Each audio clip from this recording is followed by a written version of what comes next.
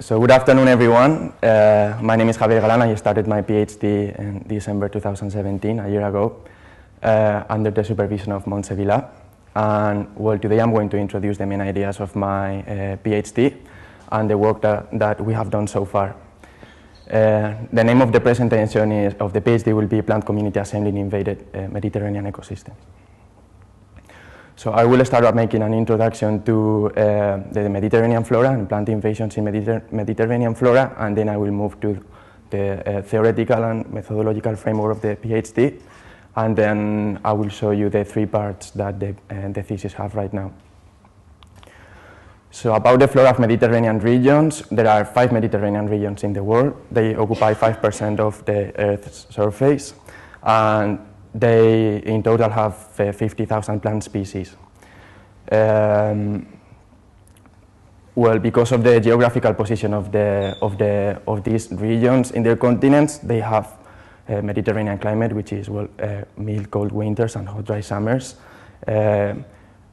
which, as a result of trade convergence, well, the most iconic vegetation type in Mediterranean climate regions would be the sclerophyll woodlands. These landscapes have been domesticated since a long time ago, and right now fundamental elements of these regions would be grasslands and dehesas, amongst others. So regarding plant invasions in Mediterranean climate regions, there are over 1,500 exotic species that have been naturalized in the wild, and as we can see here, this exotic flora is not equally distributed across the 5 Mediterranean regions. In some places like southwestern Australia, California, and central Chile, 1 out of 10 of the total flora are exotic species, whereas in the Mediterranean basin and the Cape region, the incidence of exotic species is much lower.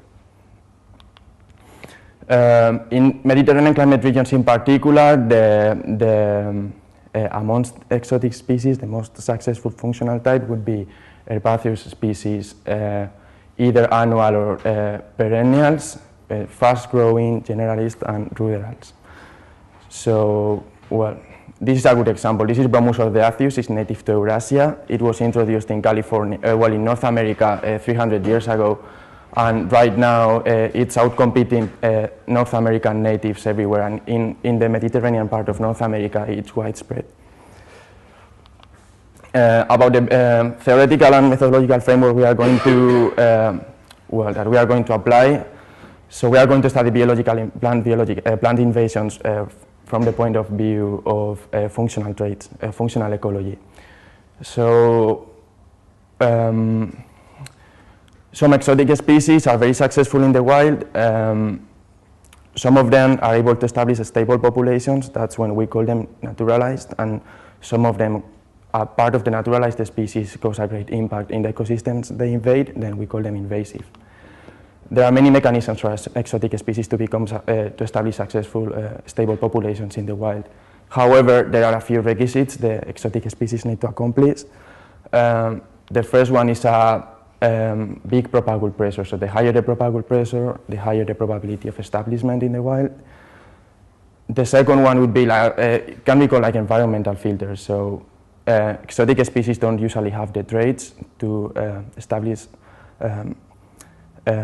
successful populations in areas where there is a high abiotic stress. In this graph we can see how the higher we go in latitude, the lower the naturalization rate. But there is also a biotic filter, so that means when the exotic plant goes to the introduced area, it needs to face the network of other plants, animal, pathogens, and herbivores in order to succeed. The way we are going to study plant invasions is the point of view of functional ecology, which, well, we are going to study community structure, looking at some functional markers, which are called functional traits. These are heritable characteristics, easy to measure, highly correlated with certain axes of variation. They depend a lot on the environment and, as well, and well, they inform about community assembly processes. I will show you 2 examples of functional traits from the data we collected this year. So this will be one, leaf dry matter content. This is the leaf dry weight divided by leaf water saturated weight. we can see that there are some differences between the dominant families in Mediterranean grasslands like Asteraceae, Fabaceae, and the grass family. And this gives you an idea of the investment in structural leaf tissue. And this would be another example, specific root length, which is the total length of fine roots divided by the roots dry weight. We can also see that there are differences between the dominant families in grasslands. And well, now I will go into the structure of the thesis. The thesis, the way well, it is right now. We are going to start by a biogeographical approach of invasions in Mediterranean grasslands. Then we'll compare functional strategies and diversity amongst the most common invasive and native plant species in 7 Mediterranean sites. And then we will look at the community assembly processes of exotic species in their native area and the introduced range. For the first part of the PhD, we have a database with all exotic species reported in Mediterranean grasslands in all Mediterranean regions in general. We have data of habitat, area of introduction and origin, growth and life form, and we can complete this database with information from online databases. And what we want to explore is areas of origin and introduction of exotic species, where they are coming from and where do they establish successful populations more often, and also link functional groups of exotic species to the recipient ecosystems they invade. Last month it was published a very similar idea, but they are looking at the climatic niche of the exotic species in the native and introduced ranges. So the size of the circle is how many, they are looking at grasslands. The size of the circle is how many exotic species occur in that area. So we see that southwestern Australia and California are the areas with more exotic species in their grasslands. And what we can also see is that, well, the number inside the circle is how many species native to that area have become naturalized in other areas. What we can see here is that the Mediterranean basin, they only look at data of the Iberian Peninsula. It's a donor of exotic species to other Mediterranean grasslands. The second part of the thesis, I will look at functional strategies and diversity of a set of dominant invasive and native plant species in 7 Mediterranean regions. The regions we are going to analyze is the Banksia woodlands in southwestern Australia, coastal grassland here in Spain, coastal sage crop in California, Chilean matorral, and South African fynbos and renosterbel. These are the traits we are measuring. It's 7, well, the database was given to us by collaborators. It has 7 leaf traits related to resource use and carbon acquisition and plant height. So I will show you a few preliminary analyses that can serve as an introduction to the methodology for the last part of the PhD as well. So in order to identify the major axis of variation within this data set, we have run a principal component analysis. What we see is that 40% of the variation is explained at what is called the leaf economics spectrum, which is a coordination of leaf traits, which goes from this conservative end, which is characterized with species with high LMA, which is basically the mass, the weight of the leaf divided by its area, and on the other side we will have the so the conservative end, and on the other end we will have a species with high maximum photosynthetic rates, which is AMAS, also high nutrient concentration. Yep. Then we would have a second axis, which is explained by differences between sites, basically phosphorus availability and water use efficiency, and a third axis, which is explained by height alone, which is also well documented in the literature that morphological traits are not usually very well correlated to physiological traits. If we plot the species in the first two axes of the PCA, what we see is that native species tend to be distributed along the conservative end of the leaf economic spectrum, and invasive species are distributed along the can't remember the word now, well, on the other side of the spectrum. This also applies to every site in particular. So for every single site, every color is a different site, and the box on the right is invasive native species. What we see is that in every single site, native species are also displaced towards the most conservative axis. But basically, this is explained by differences in life form. So in general, as I said before, most successful annuals tend to be most successful invasive species tend to be annuals, whereas native species, the ones that are not outcompeted by invasives, are usually woody and herbaceous perennials.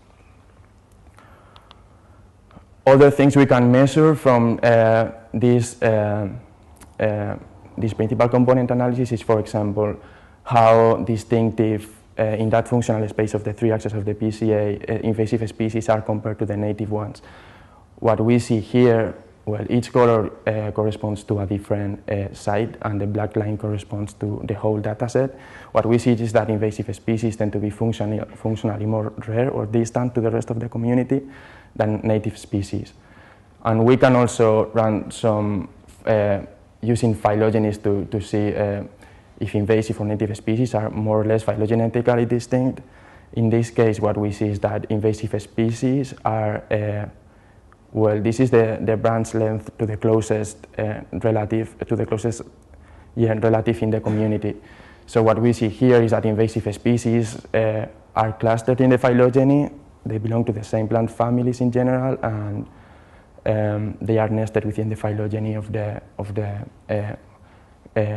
community or ecosystem. In this case, these are just some preliminary results, but these agree with the literature in general that alien species tend to be functionally more rare, but phylogenetically nested within the phylogeny of the site.